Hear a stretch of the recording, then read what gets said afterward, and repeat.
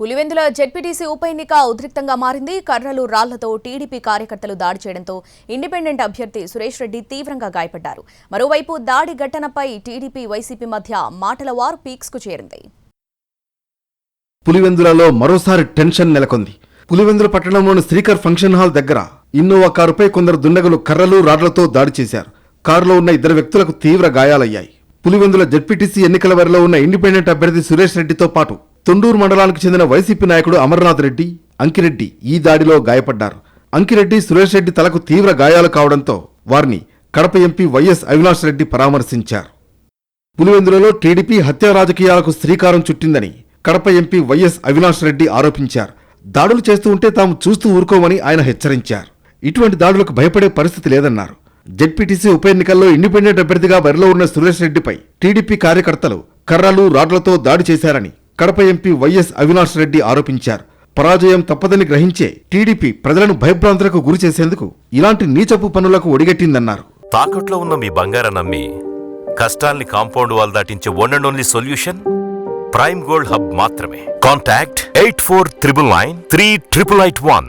పోలీసులు టీడీపీకి తొత్తులుగా వ్యవహరిస్తున్నారని, ఈ ఘటనలపై తాము న్యాయస్థానాన్ని ఆశ్రయిస్తామని స్పష్టం చేశారు. చంద్రబాబు నాయుడు గారు, మీరు ఒక తప్పుడు సంస్కృతికి బీజం వేస్తా ఉన్నారు. ఇది మంచిది కాదు. ఈ ఊరిని ప్రశాంతంగా ఉన్న పులివెందులను ఈ మాదిరి రెచ్చగొట్టి మీ కార్యకర్తలతో దాడులు చేస్తే ఇక్కడ భయపడతారని మీరు ఏమైనా అనుకుంటున్నారేమో. ఎవ్వరూ భయపడరు. ఇక్కడ ఇటువంటి దాడులు తక్షణమే మానుకోమని చెప్పి తెలుగుదేశం పార్టీ నాయకులను గట్టిగా హెచ్చరిస్తా ఉన్నాం. ఇండిపెండెంట్ అభ్యర్థి సురేష్ రెడ్డిపై జరిగిన దాడిపై తమకు అనుమానాలు ఉన్నాయన్నారు పులివెందుల టీడీపీ ఇన్ఛార్జ్ మాజీ ఎమ్మెల్సీ బీటెక్ రవి. వైసీపీ నేతలే సురేష్ రెడ్డి చేత నామినేషన్ విత్డ్రా చేయించాలని ఒత్తిడి తెచ్చినట్లు ఆయన తెలిపారు. సురేష్ రెడ్డిపై పక్కా ప్లాన్ ప్రకారమే దాడి జరిగిందని, ఈ దాడిపై తమకు అనుమానం ఉందన్నారు. నీటి సంఘాల ఎన్నికల్లో వైసీపీ బాయ్కాట్ చేసినట్లు ఈ ఎన్నికల్లో కూడా వైసీపీ బాయ్కాట్ చేస్తుందని ఆయన జోస్యం చెప్పారు.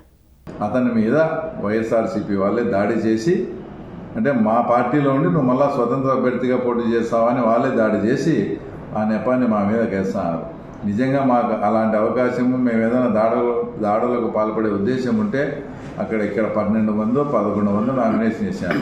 అంతకుముందు గతంలో ఎప్పుడు మీరు ఒక్కరిని కూడా నామినేషన్ వేయకుండా చేశారు. మేము చాలా ప్రజాస్వామ్యబద్ధంగా, పులివెందుల పద్ధతిలో ప్రజాస్వామ్యబద్ధంగానే మేము ఎలక్షన్ జరపాలనుకుంటున్నాం. ఈ ఎన్నికల్లో వైసీపీ, టీడీపీ హోరాహోరీగా తలపడుతున్నాయి. ఈ క్రమంలో రెండు పార్టీలు ఎలాగైనా గెలవాలన్న పట్టుదలతో వ్యూహాలు పన్నుతున్నాయి.